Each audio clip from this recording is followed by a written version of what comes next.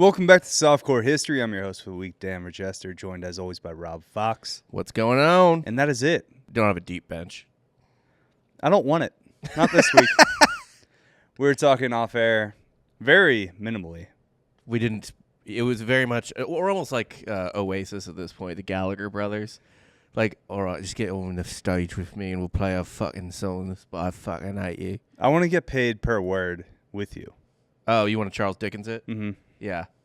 Which is... So anything we say, I need it recorded, and it needs to be monetized. So, I'm sorry. Oh, is the cut of the money we make based on who speaks more? No. Oh, okay. There's no point to have a conversation with you if we're not... It's nothing personal. It's not like I don't like you. But, like, why talk to you if we can't record it? I have to do it so much on mic. Why do it off mic? It's like what a... Because you're like, oh, hey, how's the Ren Fair? How about we talk about it on the show? Yeah.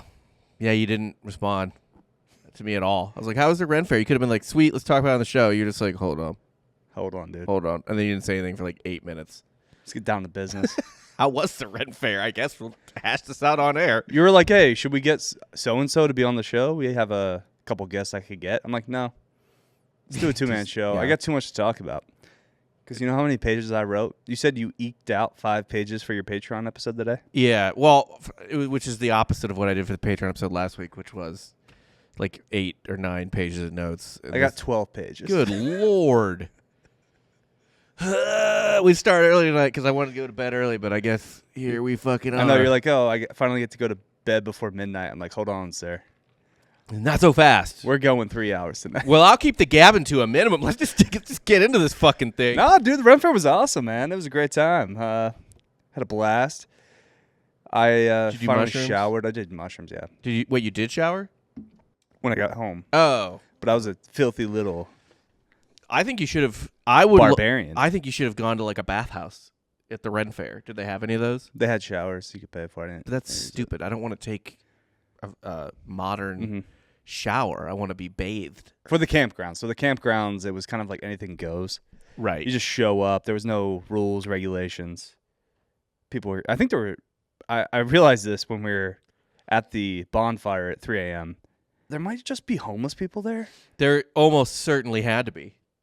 There might just be people that bounce festival to festival because you pay $25 to get in, just to camp. But you're good. Like no one's like enforcing for you to leave. Right. You can stay there for 4 months if you want to. What? For $25. The Ren Fair's 4 months? Uh-huh. Yeah, there's homeless people there. I mean, not inside the festival, but the campgrounds. Yeah. Outside of it. Yeah. Oh, yeah. That's a great racket. Why wouldn't you? You just get a tent, post up for 4 months, $25. Yeah, you were probably mostly surrounded by hobos. I realized that when we went to the giant fire in the middle of the campgrounds, where everybody in costume started to dwindle away. Mm-hmm. And it almost appeared as if it was the gathering of the juggalos. What does that mean? I mean, I can visualize that, but what did you see? What are the things you saw at this Renaissance fair? The main star of this bonfire on this particular night, and it was a magical night because I was doing magic mushrooms. I was following Scott Lopez, who was on the show last week, who was dressed as a wizard. Okay. So it made everything infinitely better because I just kept saying, follow the wizard. Doesn't matter if we get lost, follow the wizard. Towards the end of the night, it went from, relatively attractive people in costume to this middle-aged man, bald, goatee, probably 30% body fat, had a bottle of Henny in his hand. Okay. And just kind of started doing like his own little dance. Okay. And he was scaring the hoes.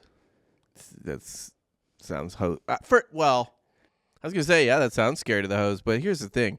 Based on the setting, I don't know what would scare the hoes that go to that. It looked like we were under 35. Dude, there's just a place to, like, get fucked up for 4 months, right? Yeah. Yeah, like and there's showers. There's really no police. The police are there, and they're just, like... Whatever, you kind of moving freaks. along. Yeah. Oh, boy. People were, like, giving hand jobs in front of the cops. They said nothing. What? Yeah. Really buried that lead. I mean, who was getting jerked off in front of a cop? Someone just kind of went fully nude. Dude went dong out at the campfire, and hop the fire. Oh.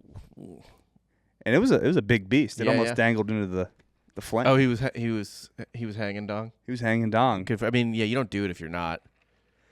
I told Bush to. I said you should hang nub.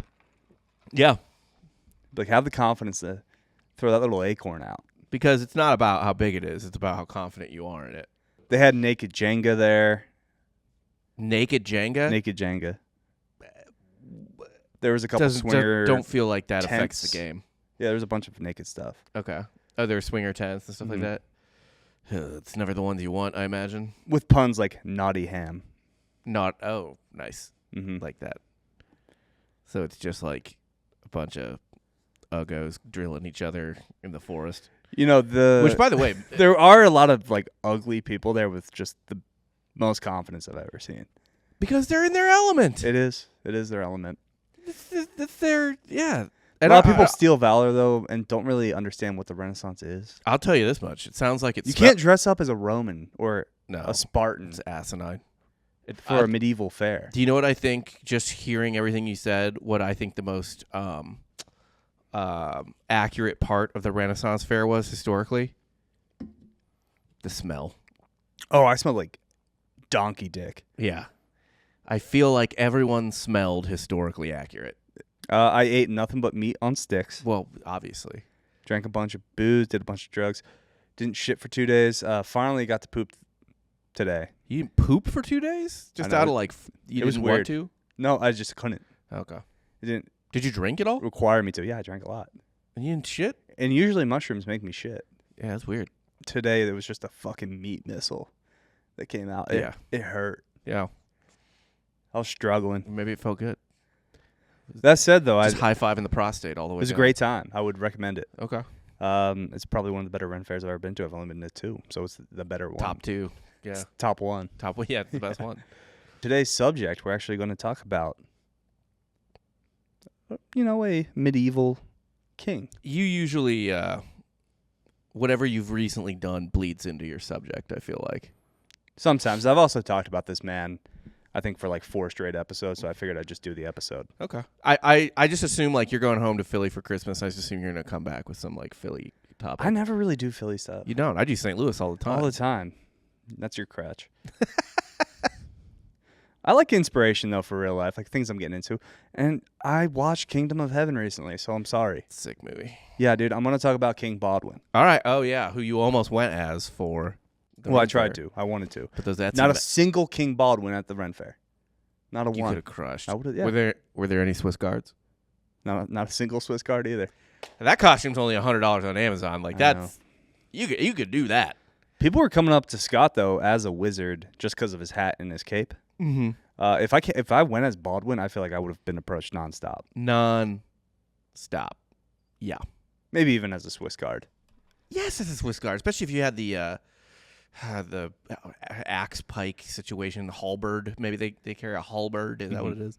Whatever. Yeah, you're crushing doing that. A lot of pirates. I know pirates have kind of expanded time since like the Greeks and Time stuff. immemorial. I mean, pirates kidnapped Caesar. Yeah. But we think of, and I assume what they were dressed as was 16th, Caribbean 17th, pirates. Or sorry, 17th, 18th century pirates. Which again, of the Caribbean. shouldn't really be in the Ren Fair. Nope. Get the fuck out.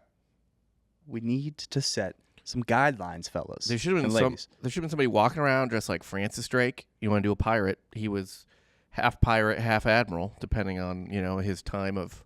I think the Spanish just declared him a pirate, but yeah, man, fuck those motherfuckers dressing like Jack Sparrow, assholes. But like I said, I have 12 pages. Let's on get King into Baldwin. it. We're already a quarter of an hour into it. And so Baldwin was born in mid-1161. Baldwin's godfather was his paternal uncle, King Baldwin III, Okay. who jokingly gave the kingdom of Jerusalem as his baptismal gift. Oh, it was a joke gift? It was a joke gift. Hell yeah. Wait, what nationality was Baldwin?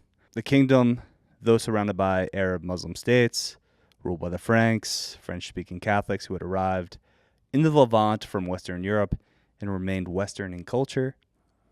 Uncle Baldwin III was young and recently married, making his nephew's ascension pretty unlikely.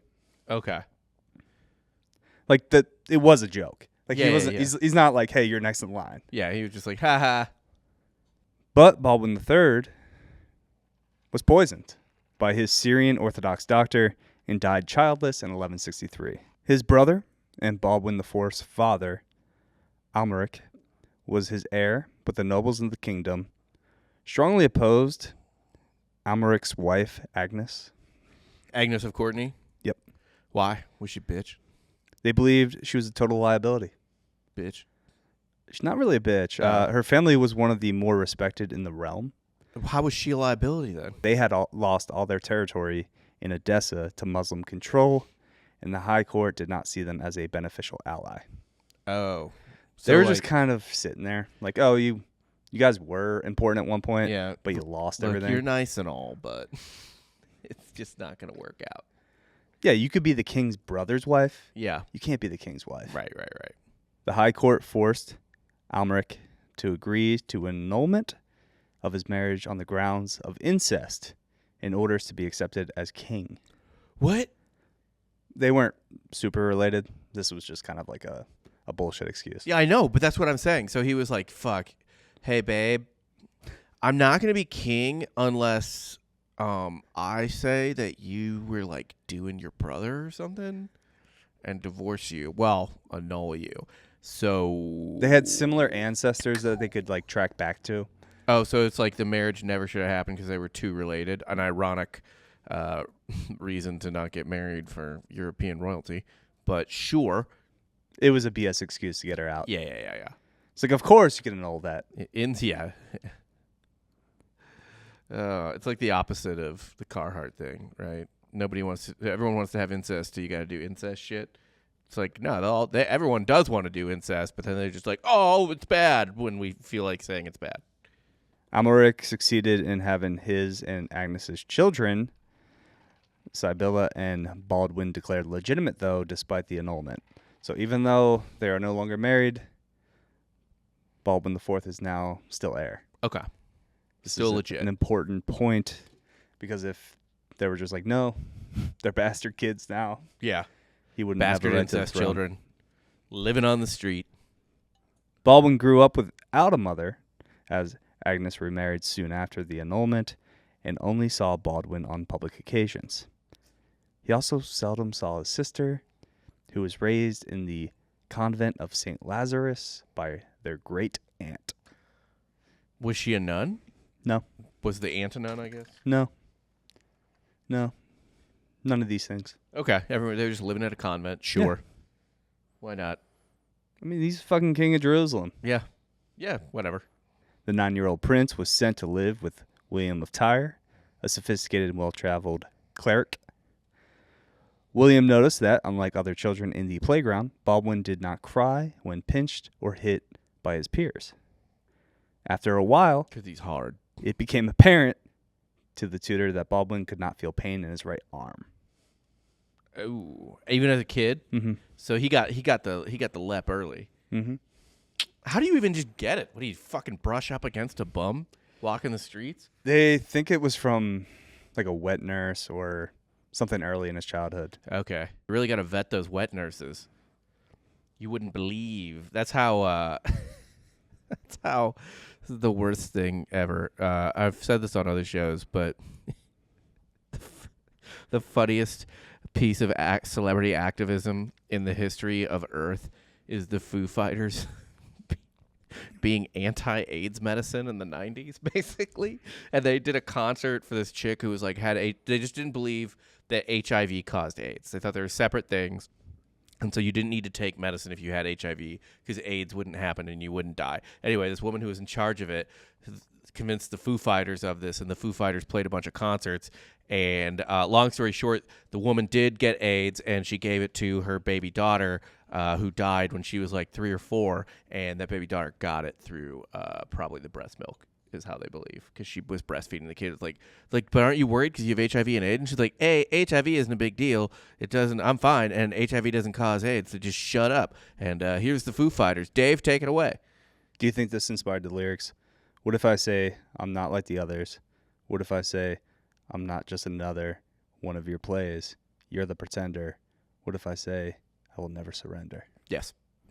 directly related to that dead woman and her dead child, who both died of AIDS. Yeah, but kind of a smash hit. Yeah.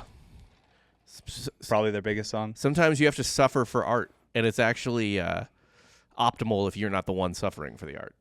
I will say, Wolf of Wall Street, when they start playing Everlong, takes me out of the movie. This is especially weird because Scorsese has such good musical taste. Usually. Yeah. Like he's putting Typically Cream goes and with the classics, yeah. Yeah, he put Cream and Rolling Stones and shit like that in all his movies, and then like, yeah, you just drop the Foo Fighters in there. Like I'm supposed to respect that. Now they hired the Arabian Christian physician Abu Salman Duwad to treat Baldwin and another Arab. Abu Khair to teach Baldwin to horse ride, an essential skill set needed for Frankish warfare. Because they would just be on horses, Knights, all fucking geared up with their joust in hand. Look, anyone who's ever played Age of Empires 2, Age of Kings, or Medieval 2 Total War knows that the Franks are a cavalry-heavy civ, and that's their special units are cav. If you like cav, you play as the Franks. Who doesn't love cav? Yeah, everybody loves cav.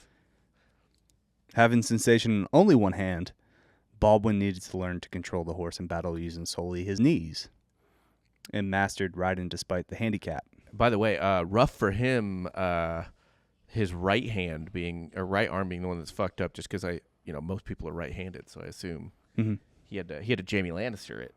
Oh yeah, he had to figure out his left hand. Yeah, he had to switch. And also with the leprosy, you got to think he was cranking it so many times. Left-handed. Oh, no, right-handed, yeah. Oh, stranger it? Either way, because he's not going to be able to have a woman. Well. He's a leper. No, he can't fuck women. He doesn't. Well, he doesn't, but he could. He can't. Why can't he? Because everyone knows he has leprosy. Okay. That's... Okay, because he's a decent man. That's why. Okay, yeah, that's he's fine. Not a total piece of shit. But wouldn't and can't are two different things. The King of Jerusalem kind of has to answer to the High Court. It's not like a total monarchy. So that was actually kind of a theme in Kingdom of Heaven, that it was a bit more democratic out there, and yeah. Now, granted, democratic, like he says, he has final say, but they get to keep him in check. Yeah, like I would call it. Obviously, like the normies aren't voting fucking plebs, but it's like the Roman Senate, right? There is a larger body of people that do the governing than just like one man. Yeah.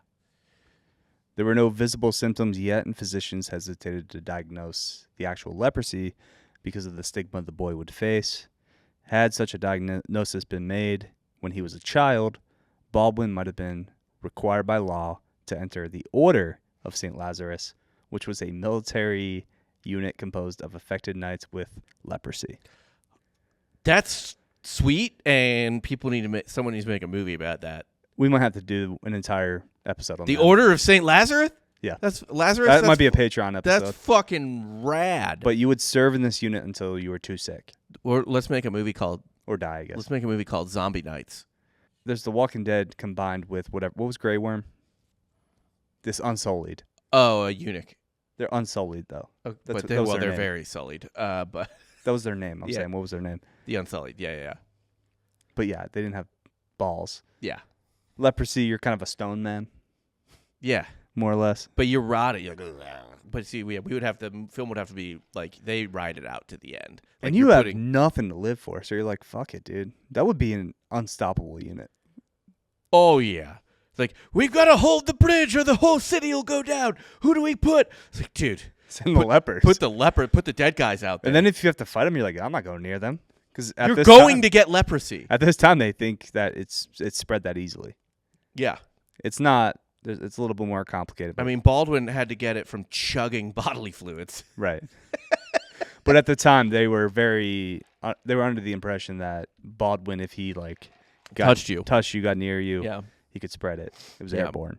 Mm-hmm. But that said, he's not separated from everybody. Yeah. He's very much in the mix. When I was 16, I won a great victory. It's just Edward Norton doing like this weird. It's a great acting job, but it's just like such a funny, soft voice. Because he is a kid. He died. He died in his 20s. Yeah. Yeah. Okay. And Edward Norton played that he in like his, starts 40s. to pop off too. Like he gets his first battle. Like he's at 16. Yeah.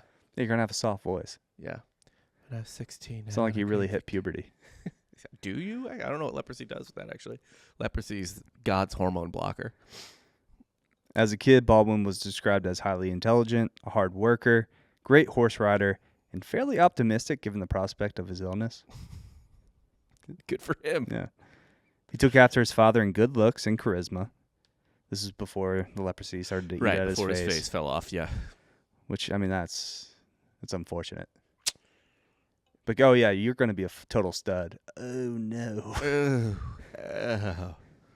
Leprosy is one of those things where it's like you grow up as a kid hearing about it, especially if you're Catholic or go to church a lot just because it's all over the Bible, where it's just like you're just like the past. That's one of those like pillar moments of, oh, the past sounds horrible. Yeah, There's people that just get a disease that they they get kind of separated and sent off and exiled to an island. Yeah. Don't go over there. Unless it's like a land of cannibals. It's actually a great place to be fast tracked to sainthood, though. I mean, you get leprosy. I think they knock off the requirements of like miracles required. Yeah, but there's multiple. Time passed. There's multiple saints. I feel like that went to Leper Island and cared for lepers and then got leprosy. Yeah, it's the easiest way to get and leprosy. Then you're just fast tracked right in. They were like probably spit in my mouth, please. Yeah. It's essentially the equivalent of doing a Holocaust movie for an Academy Award, or any movie where somebody has a disability. Yeah. Yep. Baldwin picked up on things very fast, but he's had a bit of a stutter.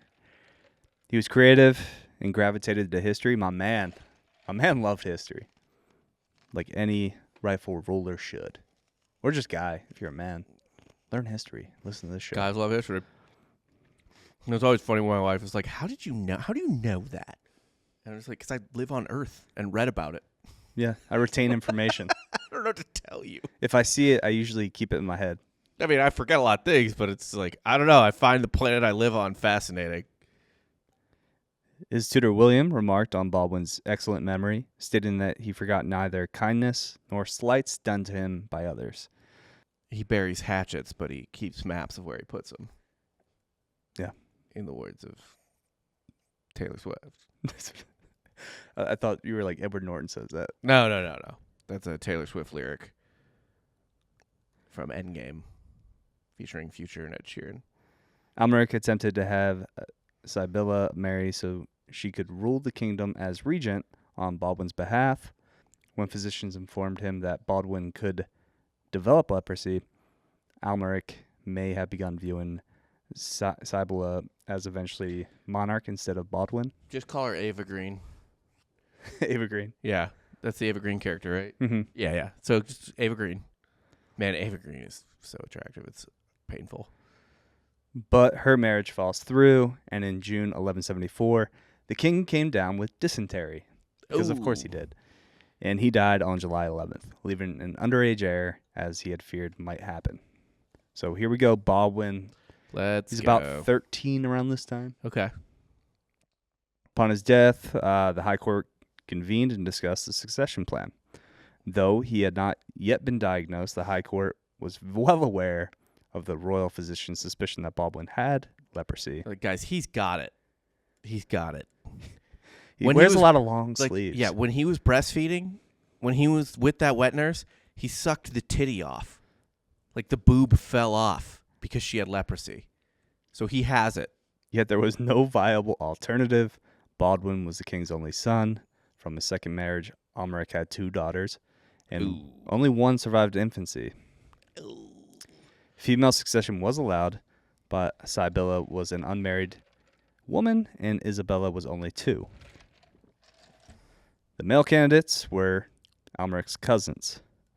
He had Prince Bohemond III of Antioch, Baldwin of Antioch, and the Count Raymond III of Tripoli. Okay. But they were all politically unsuitable. What, they're dicks? Or they had other obligations. Oh, okay. to like Antioch. Antioch, also a super powerful city. Also, Raymond wasn't really in the mix because he was in captivity with the Muslims for 9 years. Oh, okay. So he was, like kind of a war hero-ish. I don't know if it's really a hero. He got captured.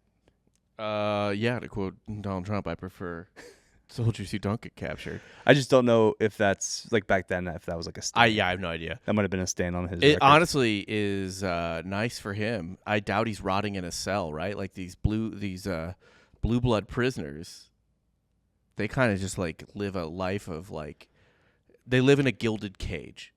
You know what I mean? Muslim armies and everything, they were highly advanced. They were pretty cultured. Mm-hmm. They weren't total, crazy people like they are today. Yeah. Some of them. No, they were more technologically advanced than. Yeah, that's why they would bring in Arab physicians Yeah, for exactly. his leprosy. That was I actually saw something the other day, some video the other day that was kind of just like presupposing, take it with a grain of salt because it was on TikTok, but it was just basically like it was like one of these things that spurred the Renaissance and thus your Renaissance fairs. Was the Islamic Golden Age? No, because that was before the Crusades. It was all these, but so everything was there, and then the Crusades go, and the Crusaders go over, and they find all this, they get all this info and blah blah blah from the more developed part of the world and bring it back west, and then that starts to seep into Europe, and then eventually the Renaissance pops off. That's what I'm saying. The Islamic Golden Age maybe starts more crusades because they're like, oh, we need to get some of that. They got some good info over there. We got to get some of that. Gotta get more of that info. Info and just like technology. Yeah. Like, we'll take that. Yes, please. The young king's coronation by the Latin Patriarch of Jerusalem took place immediately in the Church of the Holy Sepulchre. Sepulchre. You Sepulchre? fucking Catholic. I've never heard of that. The Church of the Holy Sepulchre? You've never heard of that? I've never heard it. You're Catholic. I know. Can't believe you beat me in the Catholic off. I know. Fucking dickhead. That should have been a Easily, though. I cleared you, dude. You didn't clear me. It It was was- super. You won by like a question. Dude, I walked away with Oh that. my god, no. I can't. I'm not relitigating this. Whatever it is. Flags fly forever. I will fucking fly Jake back out here to do another one. I will on my dime. I can't. And you're going to lose again. Medieval rulers were typically crowned on Sundays. However, in Baldwin's case, it was on a Monday because they chose instead to do so on the 75th anniversary of the First Crusade seizure of Jerusalem. Yeah, the first crusade we won. July 15th. First crusade we won. Third crusade we tied. I think we lost the second crusade. Fourth Crusade, we fought ourselves. Yeah, fourth crusade we won And lost. and a lot. Well, really, you know what? We sacked an Eastern Orthodox city, so as far as Catholics go, we won. It's kind of a cell phone. Yeah, a bit of a cell phone, considering that was like our buffer from the people who would eventually get all the way up to fucking Vienna. Until he reached the age of 15, Baldwin needed a regent to rule in his name. The government was initially assumed by Miles of Plancy, who essentially served as the hand of the king for his father. Shortly after, Count Raymond III of Tripoli arrived in Jerusalem and succeeded in reclaiming regency as the king's closest kinsman. So, though he was not good enough to be king, he could be regent. Raymond of Tripoli. Okay.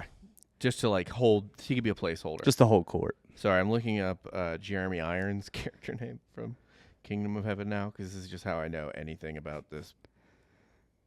Miles was murdered while trying to extend his role on the government, or in the government. Okay. So he didn't want to give up power. So our boy, Miles of Plancy, you're out. It's a heady tonic. You got to go.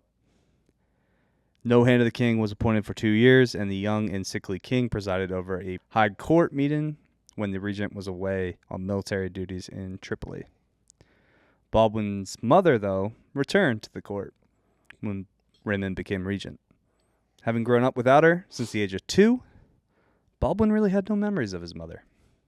So he was just like, oh, hi. Who are you? Mm. You kind of left me. Yeah, well, wasn't really her fault. That's true. I don't really hold it against her. She became devoted and kind to him and developed a strong attachment to her. Or he developed a strong attachment to her Most likely because he simply just didn't really have women in his life. It's like the Yeah. only intimate relationship he can have, kind of. It was nice to have a lady being nice to him. A Any mom? type of affection. Yeah, a mom. And he was still young, right? He was like 15, you said? Yeah. You know, he didn't even get to develop the phase where he's like, fuck you! Where he didn't get to get tired of his mom. She was already "It's away. 15 years, you bitch, leave me alone! He didn't ever. No. So he just reverted back to toddler. Like, he was like, Mommy. That's what my kids are like all the time. They believe puberty accelerated his leprosy. His condition worsened rapidly. Mostly severely affected were his limbs and face, which made subjects uneasy to approach him. Because, like, ugh. So, thus the sweet mask. Get the mask. That wouldn't. I don't even know if that's accurate. Oh, I don't know if he has a mask. Oh, look it up. He might. He I probably feel like does. He would. It makes sense. Yeah. Baldwin was never separated from the royals, though. As a leper, Baldwin could not marry or expect to have children. It thus became a priority to arrange a marriage for his sister. There is no historical accounts of him wearing a mask. That is purely an invention of Ridley Scott. Well, Ridley Scott does what Ridley Scott wants. Yeah, In my mind, don't blame Baldwin has the mask. 100%. Cousin Raymond's choice was William Longsword of Montferrat. So he's like, this is the dude. It'll be a good play for your sister to marry him. He can become king one day once you're dead.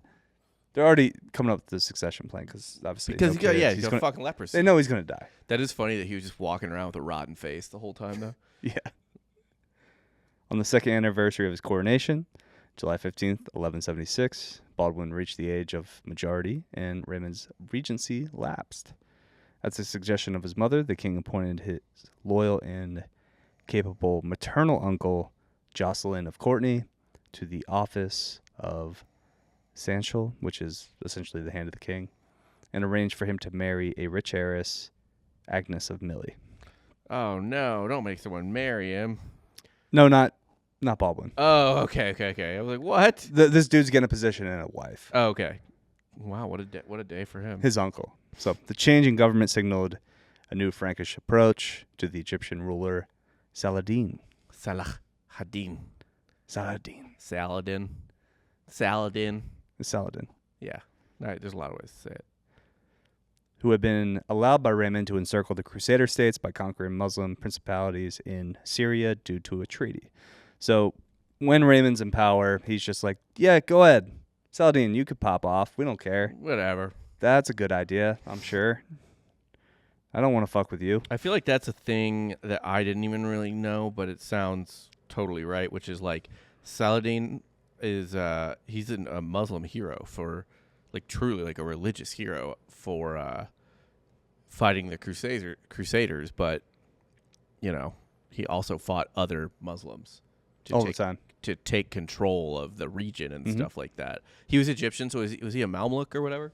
Baldwin did not re-up Raymond's peace treaty with Saladin, firmly agreeing with Jocelyn that the Sultan's power needed to be curbed before they were totally consumed. Yeah, probably a good call. Also, Saladin, a legitimate like military genius. So it's, Deeply devoted to the Muslim religion and saw the Crusades of 1099 and the expansion of the now Christian kingdom as an affront to his religion. So he took it personal. He's like, yeah, they fucked us, so I'm gonna get it back. you know, fuck him back. It's a real Treaty of Versailles situation. Not that Saladin is Hitler, but it is the Germans were just like, I want another shot at France. Fuck them.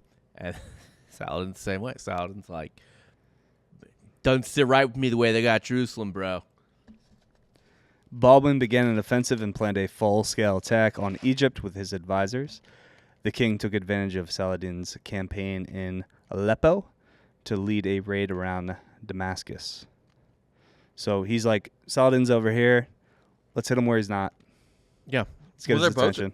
Not that far. Aleppo and Damascus are both in modern-day Syria, right? Yeah, but they want to get his attention. Yeah, okay. You don't take him head-on immediately. No. He and his advisors also then decided to intervene in Saladin's war against the Order of the Assassins. Saladin was fighting the assassins? Yeah, because they tried to kill him. Oh, shit, They really? They took a hit on him, and they failed. Clearly. So he was just like, I need to rage war on these bitches. Yeah, wait, was he? No, but it was the Mongols that ultimately got those guys. But Saladin couldn't. Order of the Assassins were around for like 200 years. Yeah. So this is like right smack in the middle of it. So yeah, also other Muslims he attacks. But granted, he's probably like, you are not real Muslims. Like, you're giving a bunch of kids drugs and hookers and promising Breaking them a lot of rules. Yeah, you can't be doing this. Also, though, that was in Iran, right? Yeah, Alamut was. Or Alamut. Were they different? Was one Sunni and one Shia too? Because the Iran is different than like Saudi Arabia and Egypt and stuff like that. Order of the Assassins. I mean, they had kind of stations all over. Okay. I don't even know if they adhered to a bloodline thing. Yeah, they didn't care. I think it was just more like, who can we get? Yeah. What, peasant child can we turn into a stone cold killer? Yeah. Taylor's out time. On August 1st, Baldwin and Raymond led the armies of Jerusalem and Tripoli, respectively, in the raid of Bega Valley, which is now modern-day Lebanon, where they defeated the garrison of Damascus, forcing Saladin to abandon his campaign and come defend his own turf. Was this the Great Battle? When I was 16. Oh, what a great battle. They fight a lot. Okay, fair enough. I don't know if there's like one. Well, there's got to be one that stands out. There's one where he's like outnumbered and wins. That's probably the one. That's probably it. Yeah. William the Longsword marries Baldwin's sister, November 1176, despite arguments from some council members who no longer trusted cousin Emperor Frederick's ability to aid the kingdom. So like they're like, maybe don't blow your load on this dude because he's not really gonna help our cause. Wait, was his cousin Frederick Barbarossa? It was him. Okay. Yeah. Everyone knows from the Third Crusade that the two big stars of it were Saladin and Richard the Lionheart of England, right? But Richard the Lionheart was not the only person who was on the way. Frederick Barbarossa was also a big dick military guy at the time, like an absolute, like, think of like an NBA, like think of just like teaming up two great NBA players, right? Mm-hmm. It's like, fuck, dude, we're gonna have both these guys on the same team. That's fucking wild. But Freddie died on the way to the Holy Land. Yeah. And his force was not the same. Sometimes you try to get the super team together, and we'll talk about it later. They don't want to work together. No. Well, they did. Dude, it would have, I don't know what would have happened in that crusade if Frederick Barbarossa didn't die. Like, that is actually a huge question mark. Big what if. Oh, yeah. Huge what if, in my opinion. Baldwin offered to resign the throne to William, but William actually declined this because he knew he had lack of support from the nobility. So probably a good move for him. Still marries his sister. He just would have got dicked down by the council. Like, just, yeah. Yep. In order to carry out his attacks on Egypt, Baldwin needed naval support. He then sent kind of a man that becomes his military dude, his guy, Renaud of Chantillon. The villain. Renaud of Chantillon, he's cold. Yeah. He's got it in the battlefield. In April 1177, William the Longsword fell ill with malaria. Tough way to go. Doesn't sound fun. And can you imagine? You're just like walking around, having a good day, drinking some fucking ale on your patio, on your sweet Mediterranean castle patio, and you just like look down and you're like, it's a mosquito. like, what the fuck? Got it. Oh no. Got it. Yeah, and then it's like, fuck. It like hits you. Fuck. Oh, is that the one? Living in the past sucks ass. This is the best time to be alive. By fucking far. Baldwin decides to visit him, and he becomes gravely ill too. Well, would he hit another puberty? No, the malaria. Oh, he got malaria too? Yeah. On top of, he's got leprosy, so I imagine it's like an autoimmune thing. It's like getting a cold when you have cancer, right? like it's just. William dies in June, and he leaves Baldwin's sister pregnant, while Baldwin is still very much sick. He kind of powers through it, man. While he's kind of down bad, though, he entrusts the kingship and the government and military to Renaud. Your boy. That's the correct way to pronounce it, by the way, if you want to know how to pronounce Renault. French. You just say half. You only say half the consonants and vowels, and you only say half the consonants. You barely say the vowels, and just act like you have peanut butter in your mouth while you're doing it, and make it a little gay. So, doing so, he snubs the ex-regent and the Count of Tripoli and his, cousins, or his dad's cousin. So I guess his first cousin removed, whatever the fuck that is, Raymond. First cousin removed? Was his second cousin? No. First cousin removed is, I guess, your parents' cousins. I looked it up. I didn't realize that. Okay. Because, what else would you call your fucking parents' cousins? Strangers. Yeah, that's probably true. Who the fuck is that guy? No, my dad. I know one of my dad's cousins, and it's who's like old guy, obviously at this point. But and there's friends and everything. But yeah, it is kind of weird. Now, Baldwin's first cousin, Count Philip of Flanders, arrived in the East in September. He brought to Baldwin financial aid from another cousin, King Henry II of England. Everyone's related. Yeah. In some capacity. LOL at the incest divorce. Right? It's who am I supposed to marry? Wait, so King Henry II of England. So is that is that Richard's dad? Henry II. So you got to think this is the 60s.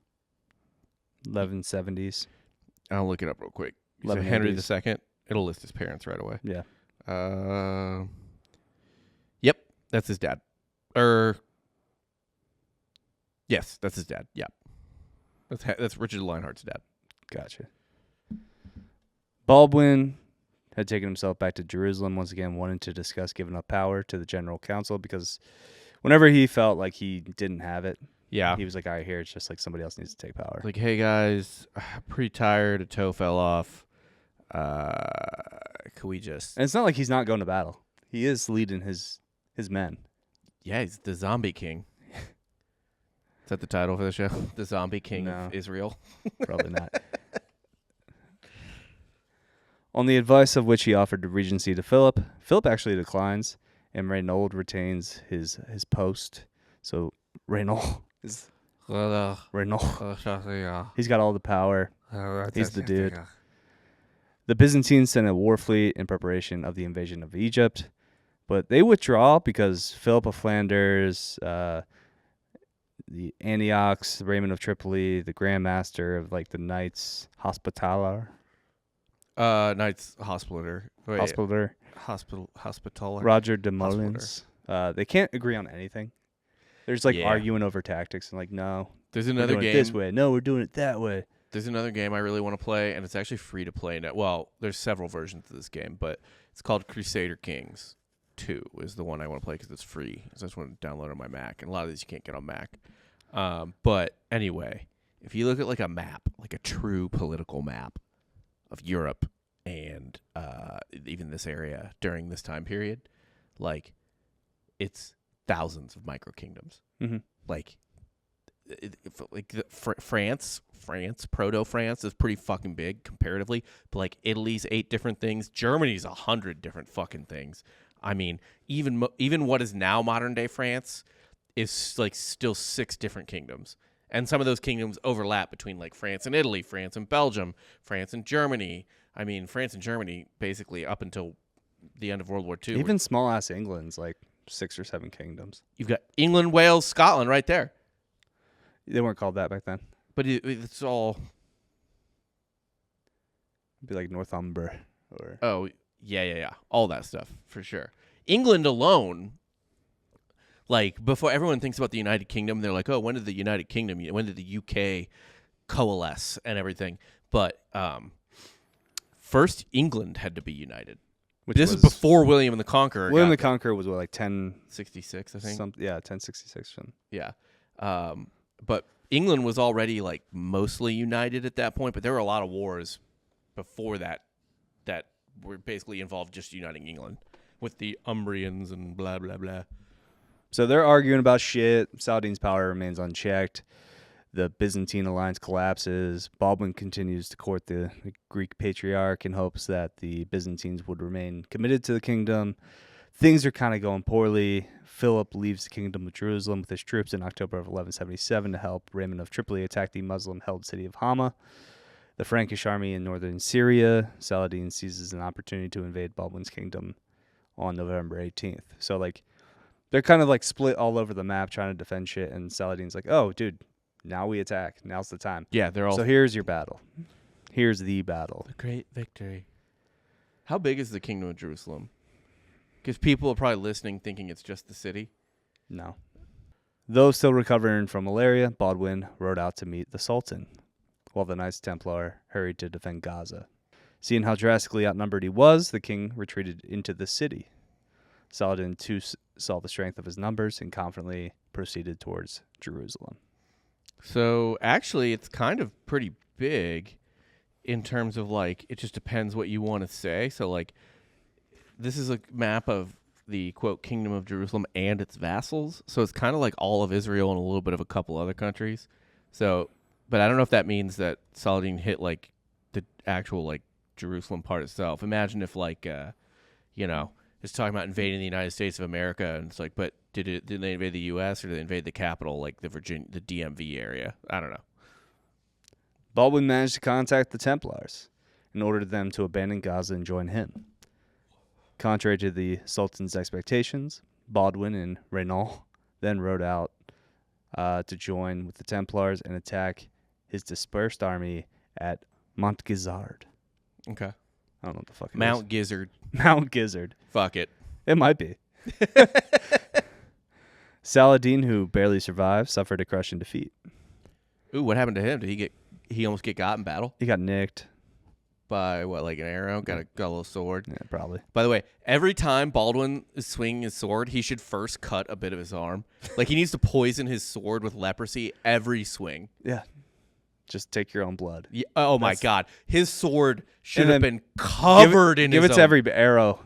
Yeah. Like, Baldwin should just be walking amongst the archers, and, like, each one's just like, boop, boop. Like, just, I mean, if you really want to win a war. How bad do you want it? Baldwin's just bleeding into a cup. I mean, that's probably why that one army was unstoppable. Which one? The St. Lazarus. Yeah. Oh, my God. That'd be so fucking funny if you're just like, wait, that'd be a great scene in the Zombie Night movie. Is he's just like, I'll defeat you, you wretch. It doesn't matter if your sword hits me. You're weak. And then he's just like, it doesn't matter if your sword hits me. Drags it across his arm, and the guy's just like, then they fight. Not having enough men to launch an offensive for the retreating Muslims, Baldwin decided to fortify the Damascene frontier. The Templars convinced him to build a castle on the upper Jordan River. He was reluctant, though, because the Franks promised not to mark that part of the border. After protests of local Muslims, Saladin offered money to Baldwin in exchange to abort the construction of that fort, but the king refused. He's like, no, I'm not going to help you here. But he's going to pay him, right? It's like a little bit of a ransom. Use that funding to build to then defeat him. Yeah, different situations. Use your own money. That sucks that he couldn't pursue him. That's how you break a country. It's how you break an army back then, all the way up to even fairly modern times. Like I don't know if people know this, but even though Gettysburg was like a huge victory, Lincoln was fucking furious after they didn't follow. Meade didn't follow Lee. He was like, "What are you doing? He's got nothing left." But Meade was like, "I don't know. I don't want to walk into a trap." And they're like, "You just killed most of them. Kill the rest." In April 1179, Baldwin intended to round up sheep passing from Damascus to Banais because soldiers got to eat. Soldiers got to eat. Need protein. You want your army getting their gains. Saladin's nephew, Farrokh Shah, was sent to investigate the king's movement, but suddenly ran into him during this sheep herding, and a skirmish followed. Weeks later, Baldwin rode out to intercept raids in Beirut and Sidon, and in June, Saladin's raiding party routed Baldwin's. Ooh. The king was unhorsed and Baldwin was carried to safety on a knight's back because he could not remount on his own. Yeah, well. So he got hit. In Do you late think August, that knight the whole time is just like, oh, God, go faster, you fucking horse. like, I know you're the king, but can you back off a little bit? Hey, bud? man. He just drags him with a rope. Not trying to be ableist or nothing, but please don't touch me so much. My life, I'm pretty sure my life depends on it. In the winter of 1177 and 1178, the king's widowed sister gives birth to the son of William the Longsword, and they name him Baldwin after the king. Aw. A year of official mourning for the father's child had passed, and it was time for her to get, hitched up again. Right. That is nice that, they're like, hey, no one drill her for a year. In Her his husband honor. died. Yeah. Need some time. It's Wait just for the kid to pop just out. indecent. Now, another Baldwin of Abilene, he was very much entertaining the prospects of marrying the other Baldwin sister. Okay. It's like, I'm a Baldwin, you're a Baldwin. Could you hook up with a chick that had your sister's name? Taylor? Yeah. Taylor Swift. Okay, yeah. Yeah. Okay. I have never hooked up with a girl that has had my sister's name. To my knowledge, I have forgotten names. I have not to this point But I have hooked up that I'm aware of. often. I dated a girl named Mary for 2 years. And that's my mom's name. Okay. So Hard to find a Margaret Is these it? days. I don't know. I've met like 2 Margarets Yeah. my age. In fact, like, aside from my own wife, the person I've had sex with the most, it's the same name as my mom. Now, our Baldwin IV, contemplates her marrying the Duke of Burgundy and actually writes to the King of France offering his proposition. But during the Holy Week in 1180, the Prince of Antioch and the Count of Tripoli march with their armies to Jerusalem. It is most likely their intention was to force the king to have his sister marry Baldwin of Abilene and then to abdicate, give up power. Give it to dude. So Ibelin is the bad guys. Orlando Bloom's the bad guy. Reynald de Chatillon is the good guy. The king had never approved of the other Baldwin's ambition to marry his sister, and though he did not wish to abdicate, he was not keen on having terms forced on him. Baldwin acted decisively before his kinsman armies reached Jerusalem. He arranged for his sister to marry a knight, Guy of Lusignan. First off, they're French, so it's Guy. Guy? Guy. It's just Guy. That's how they say it. I'm just going to refer to him as Guy. Hey, Guy. Hey, Guy. He's going to marry some knight named Guy. Yeah. He's just going to marry some guy. He's just going to marry some guy. Yeah. Just a dude. Raymond and Bohemond had no option but to accept the marriage, and the coup was foiled. They're like, all right, you got us here. You already went through with the marriage. Yeah. Can't break up that holy Should sanctimony. I name my kid Guy if it's a boy? Why not? Guy Fawkes? No, this guy sucks. I know, but I just want to. Might do that. And I'm going to call him Guy.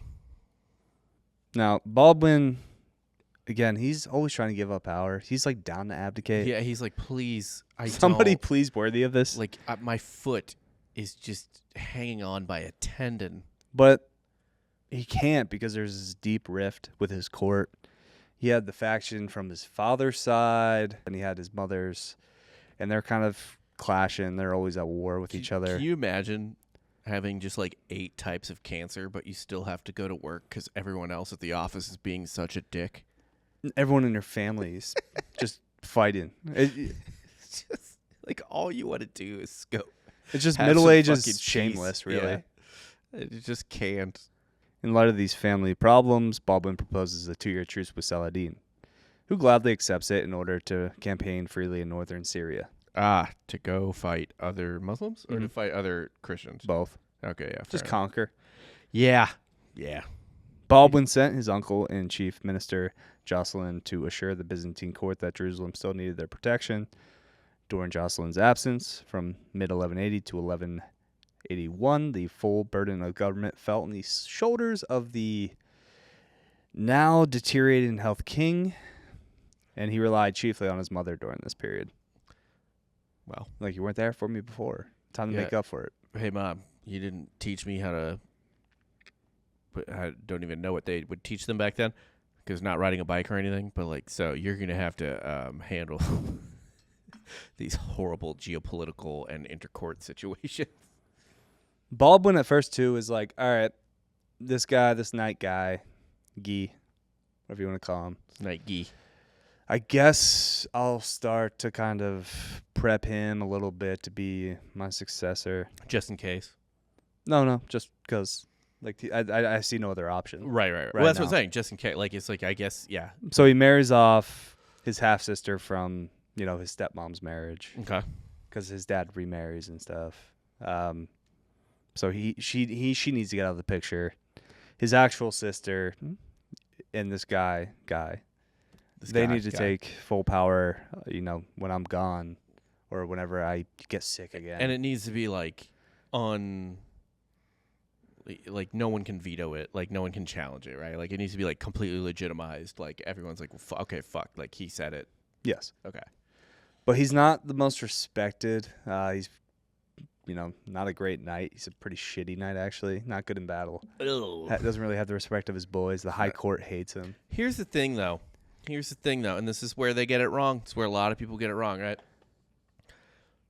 Bad players make great coaches, It's true. right? Yeah. Look at how Michael Jordan ran his franchises. Fucking dog shit. The guy couldn't draft for fucking shit. He was just drunk one day, decided Frank Kaminsky was fucking rad because he watched him in the Final Four, where, granted, he was awesome in college. And it's like, I got to draft this guy over every single better athlete in the whole fucking... Like, and there's, like, innumerable examples for every... Like, the amount of times a very good athlete, like a player with a very good career has been a shitty coach, endless examples. But a lot of the great coaches you see, they were bad at it, at the sport. They have the mind for it. Yeah, they have the mind, and they body. understand. You learn through failure, right? You understand things. So I'm in on Guy. I'm in on Guy. Now, Baldwin's truce with Saladin was due to expire in May 1182, but was broken mid-1181 by Reynald, who seized a merchant caravan on its way from Egypt to Damascus. Reynald ignored the king's request to make restitution to Saladin, who was then preparing to annex Zengid, ruled Aleppo. So the Zengids are also Muslim. Other Muslims, yeah. In July, Baldwin marched to relieve the Muslim siege of Bessan, and his outnumbered army won the Battle of Les Fourbalais. Okay. Breathing heavy, like really, really fucking sick, coughing. Sick as fuck. But he's still on the front lines. He's still at the battle. He's still leading his men. Doing his fucking shit. Doing his fucking job.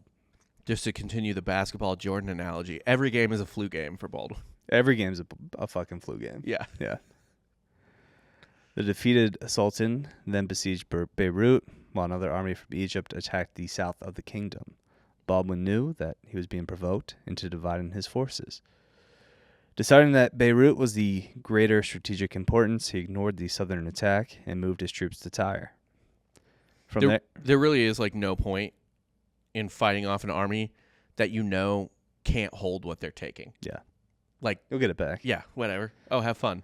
From there, he procured the assistance of the Italian maritime republics and lifted in Saladin's naval block of Beirut. So Venice and shit like that. Which, by the way, I meant to say earlier, in terms of them going to the Byzantines for the Eastern Roman Empire for naval support, this is at the time where I believe they are the only ones that have a fun little thing called Greek fire. So they basically have napalm, and no one else has it. And it fucks other wooden boats up. I think it is before the Crusades, but when the caliphates were really popping off in the first place, like the Umayyad Caliphate, they got, people talk about like the Turks getting to Constantinople, the Crusaders sacking Constantinople, but I think the Umayyad Caliphate got all the fucking way to Constantinople just because they were a goddamn human tidal wave, and they beat them off with Greek fire specifically because you got to hit Constantinople at least partially by sea, and they had a great navy at the time. The Caliphate did because they were just militarily insanely good at everything. And they got to Constantinople and they just literally lit their ships on fucking fire. Greek fire is wild because they just lost how to make it. Yeah. So actually, here's a great example. Greek fire is wildfire from Game of Thrones. I know. Well, yeah, everyone knows that. You know that? I don't know if all the listeners know that. We've discussed it a couple times. I think. Well, yeah. I don't know.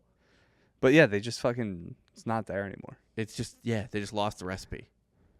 And it was like the type of shit, too, where it just wouldn't, I think it was a lot like napalm, where it's just like, you just like can't put it out or something. You know what I mean? Like it just sticks to you and it just like doesn't stop burning. It's fucking crazy. Burns on water. Yeah. I mean, it was insane. Saladin abandons the siege, declines to make a truce, wherein Baldwin and his advisors. He proceeds to then go up north to fight the Zengids, thereby expanding his realm while Baldwin led an attack on Saladin's Damascene territory, then on Basra, before finally laying siege and capturing Cav de South. Wait, Baldwin hit Basra? Yeah. That is a long way away from Jerusalem. That's in Iraq. That's like on the fucking Persian Gulf. Yeah, you gotta hit this dude where he's not. But that's a long way away from where they were. Like Basra is, I mean, you got to cross the whole fucking desert. Yeah, dude, he's got fucking shooters everywhere. He's the king of Jerusalem.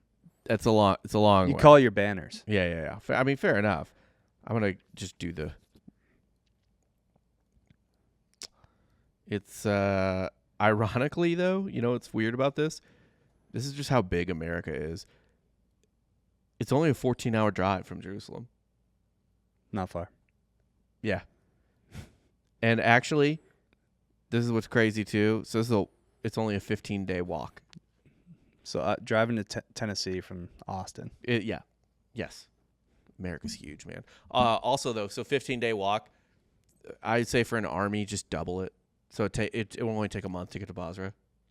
That is still a long way comparatively to like places there like Beirut or something, right? Like Beirut, you get there in fucking 8 days. In the winter of 1182, 1183, he agrees on a strategy with his council, and they attack Damascus again. He threatens to destroy a mosque in Daria, but local Christians convince him, probably don't do that. Be like, yeah, that's smart of them because they're like, hey, they're going to fuck our shit up. You're going to leave at some point, and we live here, and, they're so mean already. That's the cool thing about Baldwin. He will take advice from other people. Yeah.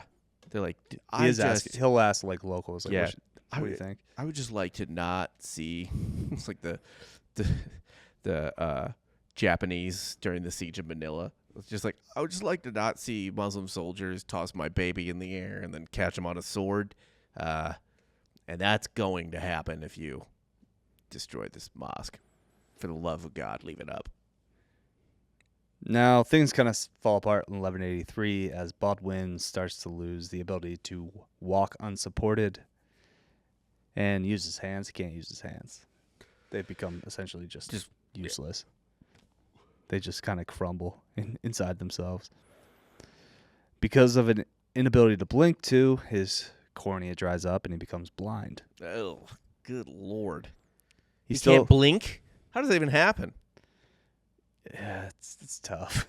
So he loses control, I get. So that just means like the muscles die, right? Because you blink involuntarily. Like I can do the blinking, but also like it's like breathing. Yeah, but now he's blind because the cornea just dries out. Yeah, so that thing just dies. It's funny that it's actually weird to me that his eyelids go fucking dead, but they stay up. Shouldn't they have drooped or just folded over his eyes? I don't know how eyes work. I don't either. Apparently. Why are you asking me? And by the way, if they did droop, which is what should have happened, you have a royal blinker. Or even if they didn't, if they stayed up, you have a royal blinker, right? Somebody comes behind you and just blink me. The king then developed a life-threatening fever. He was with his mother at nearby Nazareth. Having summoned the high court to his bedside, Baldwin entrusted the government to his brother-in-law, Guy, as you were saying, who was next in line to succeed him. Guy's appointment to regency was meant to be permanent. Baldwin retained only the royal title and authority over the city of Jerusalem. But he had Guy swear that while Baldwin lived, he would not make himself king or alienate parts of his royal family. So he's like, can you just be chill until it's not my fucking problem anymore? And by that, I mean death. Like, you have all the power. Just don't be a dick about it. Yeah. Don't try to take my title or fuck over my family. That's all he asked. That's all he asked. And by the way, he's in his family. Yes. Now, Baldwin recovered unexpectedly and returned to Jerusalem, having found that the coastal climate suited his health. Baldwin then offered Jerusalem to Guy in exchange for Tyre. So he wanted to just go hang out at Tyre. Yeah, he's like, hey, you get Jerusalem. I'll take Tyre. Okay. Guy refused. He said Tyre was more lucrative. Probably true, to be honest. Tyre is like an ancient port city. Tyre is like a Phoenician city. The Tyre has been a major, probably still is, I don't really know though, but Tyre was a major Mediterranean port from pre-Roman Empire to then and beyond it. So this insults Baldwin. He's like, dude, come on. Oh, fuck, I'm really dumb. So, Reynald de Chatillon is Brendan Gleeson. Yes. In Kingdom of Heaven. Yeah. Who's like the secondary bad guy. Mm-hmm. Guy is the main bad guy. Guy de Lusignan. Mm-hmm. I completely fucked that up. My bad. Yeah, I think he also gets his throat slashed. In Brendan Gleeson does, yeah, Yeah, in yeah. Kingdom of Heaven. Yeah. Yeah. Because they're like, they offer Guy water, and Reynald is like, I'm fucking thirsty. I'll take it. I'm a big sloppy pig. And then they're like, they stick him like a pig. Yeah, Saladin just goes, flap. Yeah. Which, again, I don't think historically accurate. Ridley Scott's trying to take liberties into his own hands. You know, look, Black Hawk Down, hyper accurate. Gladiator, Robin Hood, Kingdom of Heaven, not so much. But they feel right. The wedding of Baldwin's half-sister, Isabella, and Humphrey IV of Tehran was celebrated in Karak in late 1183. I can tell you how to pronounce that only because of the movie. I'm not a smart person. It's only because of the movie. Karak. Yeah. Yeah, but again, Karak sounds better. It does. What a perfect opportunity for Saladin to attack This is a battle in the movie. during the festivities. Yeah, this is portrayed. He lays siege to the castle, hoping to capture the king's half-sister and her husband. But, you know that boy, Baldwin still got it. Mm-hmm. Retired king had gathered a council in Jerusalem to inform him about the government of the kingdom when the news about the siege had reached him. He immediately dismissed Guy from his regency. I'm like, all right, I'm taking power back to you. Yeah, you're a fucking asshole. You're useless. You suck. And he's like, I got to go ride. I can't entrust you with our band to, get my fucking family back. Guy's removal from the regency was effectively disinheritance of the position. At the council's insistence, deliberations about the succession plan followed. The proposal of the king's mother that his sister's son, Baldwin, would be made co-king and not his father. Okay. So, like, Guy, you're out. Your kid, though. Yeah. Little Baldwin. He's got the blood. He's got the blood. We're good with him. Okay. Fuck you. You're out. Fucking dick. In late November, Baldwin ordered the lighting of the beacon of the Tower of David, which may have been the first in a chain of such beacons, in order to hearten the defenders of the intensely bombarded Carrick. Gondor calls for aid. That's what it is. Baldwin accompanied his troops again, but having become blind and immobile, this time he went in a little slug between two horses. Oh, no. He's in a baby Bjorn between two horses. Yeah. His presence was essentially to unite the barons together. Even his humiliated brother-in-law led his men, warned by his scouts about the king's approach and concerned about having left Egypt unguarded. Saladin abandoned the siege on December 4th. This is not so much a flu game as it is a late-stage leukemia game. This is, yeah. The question of regency for his nephew troubled Baldwin. The only way to ensure that Guy could not claim was to have his marriage to his sister annulled. Got to run that playbook back. Mm-hmm. But surprisingly, his sister kind of loved this guy. What? Oh, she actually was like into him? Yeah, so she thwarted the plans and refused to appear in court. Damn it. Yeah. Woman, what are you doing? Early in 1184, Baldwin ordered Guy meet with him in Jerusalem. Guy declines. Cites poor health, ironically. He's like, I can't show up. I got bad health. So, what does Baldwin do? He knocks up on the front gates. He rolls up. He goes up to Saladin in the company of the high court, and Guy refused to let him into the city. Okay. From the battlements and the towers, the inhabitants witnessed the king raise his hand and knock the gates, demanding admission, only for the gates to remain closed. He was just like, fuck you. He's like, let me in, dude. I'm your king. That's really funny. The king was welcomed in Jaffa, however, where he installed a governor, thereby depriving Guy of half of his county. So he's like, all right, you're not going to let me in? Cool. I'm declaring what you lord over. They're independent now. Yeah. You thought this was yours? You thought this part? Imagine if you're just like you try to go to Los Angeles and someone's like, not letting you in, bitch. And then, but you're in charge of the whole fucking country. And so this guy in Los Angeles thinks he runs California, and you just like slice off like San Francisco, Oakland, like all these other like rad places. And he's like, oh yeah, it's not yours anymore. Nope. It's its own thing now. To gain support, Baldwin summons the council to seize Guy's fief on the grounds of refusal of the royal summons. The Patriarch and Grand Masters begged Baldwin to forgive Guy in order to avoid a civil war. But this was unacceptable to Baldwin. You can't let it go. Yeah. He's like, I know you want me to turn the other cheek, but in no world can a king do that Yeah. and show like that they're not weak. You know what Baldwin should have said? You want me to turn the other cheek? Sir. And then he turns and he goes, I have no cheek. And it's just the skeleton part of his face because he's got leprosy, just drooping off because of the leprosy. I have no cheek to turn. By June, he sent them some diplomats on a mission to seek aid for the kingdom. He informed them by letter that Saladin was once more besieging Karak.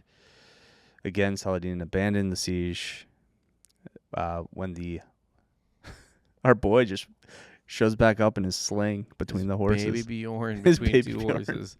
Actually, no, you know what it is? It's even sadder than that.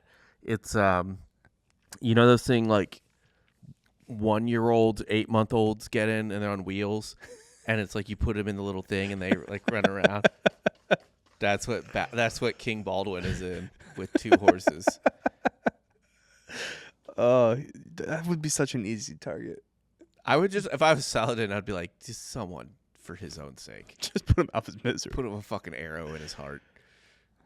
In late 1184, Baldwin was shocked to learn that Guy, in return for taking half of his fiefdom, just massacred a bunch of people.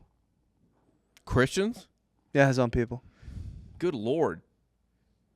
In Durham, they were under royal protection, and they were also providing Baldwin information about the Egyptian movements. So they were useful mm-hmm. in knowing where the fuck Saladin was. And by the way, I assume Saladin, you said Guy is in Carrick, right? Mm-hmm. So Saladin can... No, he's not in Carrick. Okay. He's in Saladin. Okay. So, I mean, either way, though, Saladin can just go and fuck his shit up anytime. But why fuck up when guy. there's inner battles? Oh, no, let your enemies... eat themselves. Yeah, exactly. Yeah. Again, he falls to another fever. He returns to Jerusalem in late 1184. In early 1185, Baldwin bestowed regency to Raymond of Tripoli again. the man that originally had it. His first cousin removed. Though he never really trusted Raymond fully. He still was like, I have no better alternative. Right. Who else am I going to give it to? He was expected to survive the illness, having done twice before, but within weeks it became apparent that this is probably his last time. Sometimes you just take a turn. On his deathbed, he summoned the High Court and appointed a permanent regent for his nephew, Baldwin V, and Raymond was chosen. The dying king then ordered that homage be rendered to his nephew as king and Raymond as regent, to be followed by a crown-wearing ceremony at the Church of the Holy Sepulchre. There you go. Baldwin IV died March 1185. He was buried in that very church, close to his father, King Amaric. The young King Baldwin V, however, dies the next year. Oh, no. What happened to him? Baby Baldwin dies. Malaria. Just being a kid. Yeah. In the Middle Ages. Yep. His sister succeeds her son, and, of course, Guy is made king. Sounds about right. Baldwin IV's realm was destroyed by Saladin following the decisive victory of Guy at the Horns of the Hattin in 1187. His Baldwin's sister and her daughters died in 1190, leaving Isabella I as the heir to the defeated kingdom. So everything kind of falls apart once Baldwin dies. Well, also, they take Jerusalem. Saladin does. Yep. Not long after that. Mm-hmm. But not under Baldwin's watch. Baldwin has to die first. Yeah. They never lose territory under Baldwin either. He's fucking elite, dude. Yeah. While he's on the throne, the kingdom loses no territory. He flourishes economically and spiritually. He's always putting out fires with his fucking family. He understood the importance of curbing Saladin's power. Most Muslim historians, too, had mad respect for Baldwin. Really? They're like, in spite of illness, the Franks were loyal to him. They gave him every encouragement, being satisfied to have him as their ruler. They exalted him. They were anxious to keep him in office, but they paid no attention to his leprosy. So they were kind of like blown away by that. Like, how are you letting this freak show lead you? Baldwin's public image may have been aided by his chastity as well, seen as evidence of more of a godly figure. Yeah, that was usually a thing with chicks, but virginity in general. Like, that's why, I mean, dude, even like 300 years later, the Elizabeth I, she was not a virgin. She was getting drilled by the aforementioned Francis Drake and other people, but I think Walter Raleigh maybe too. So But she gave off the appearance.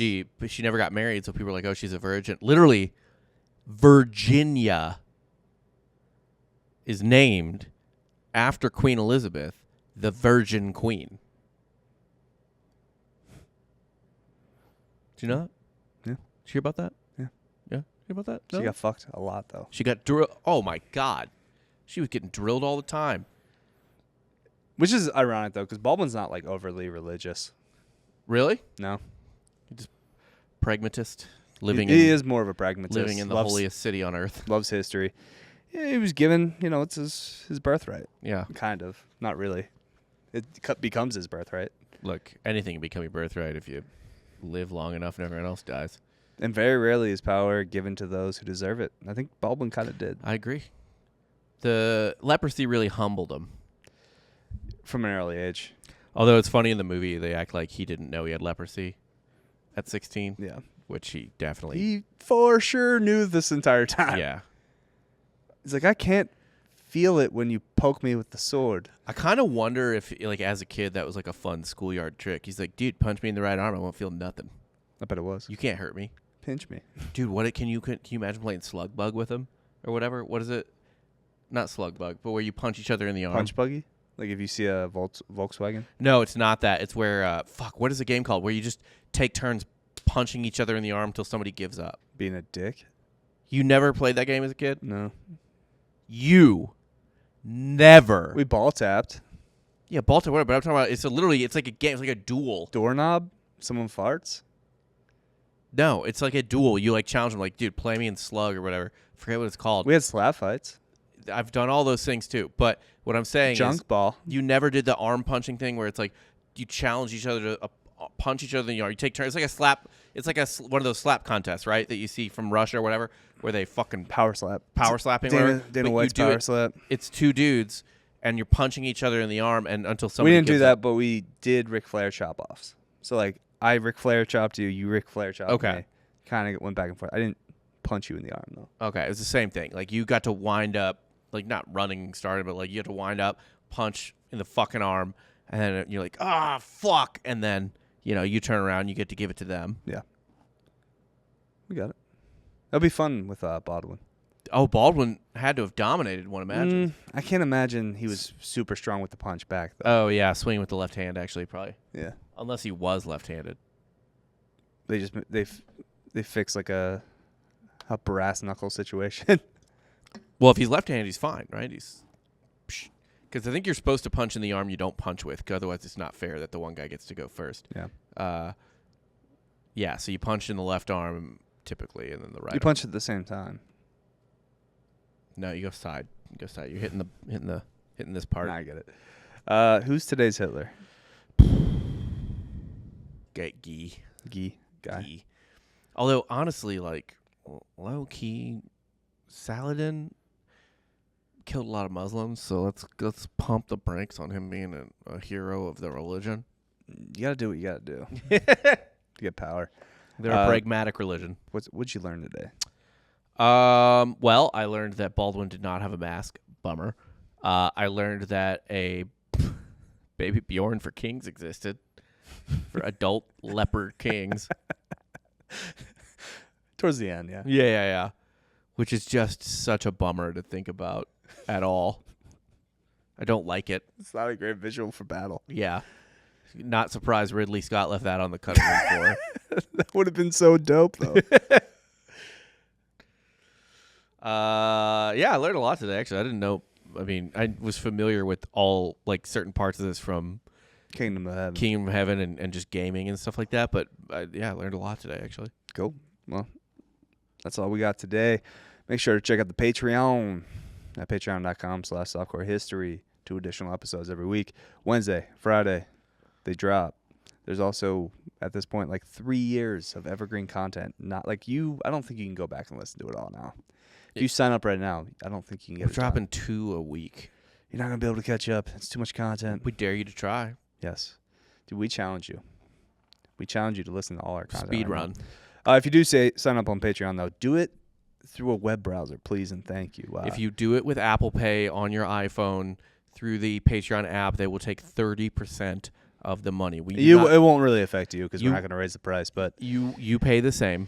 It would really kind of fuck us. It takes a third of it out. If you could sign up online, and then you can use the Patreon app on your phone. Of Yeah. course. Patreon app's totally fine to use. Just don't pay on it. if you could sign up through a web browser, that'd be tough. Yeah, use your laptop or whatever. Yeah. Leave a review, please, and thank you. 5 stars. Apple, Spotify.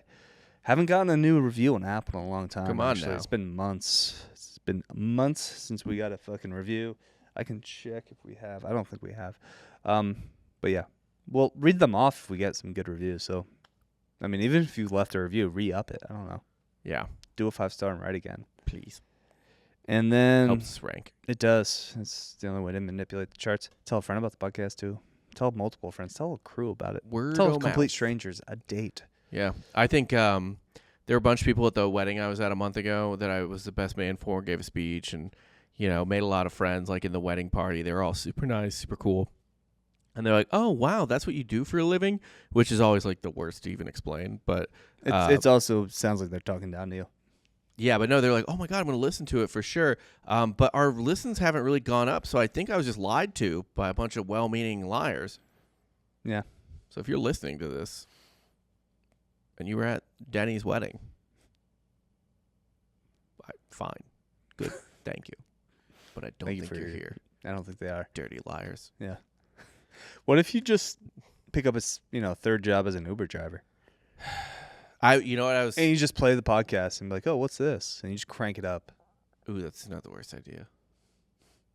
You're just constantly having that going, and then they're like, But you "Hey, gotta, this like, sounds play- like you." Like, it's not me. Yeah, you gotta play it off like it's not you. You gotta do a deep voice. Do an accent. I'll be like, "Oh no, love, it's not me. I was just too bloody hilarious Americans or Fucking they the pure lads. crack. I love them. The lads are so funny. You got to listen to it. I'm very smart. I'm a British person actually, so Oh no, better. I know it's funny. I know. Got to check it out. Where you going again, love? But I kind of just want to be like a Domino's driver, just get free pizza. I was gonna say you could also just be an Uber driver with like a Pakistani accent. I don't know if I could sell it. I actually don't have a good Arabic or Indian accent either. Yeah, Can't do it. without it being like overly offensive. I mean, offensive or not, I mean, Cartoonish. look, my Irish accent's pretty. Top of the morning to you, lad. Like that's if an actual Irish person hears that, you sound like a fucking cartoon. But to us, it's no different than a poo. Like, yeah, nailed it. Crushed. Yeah. Anyway, that's all I got for today. For Rob Fox, I'm Dan Regester. You just got soft serve.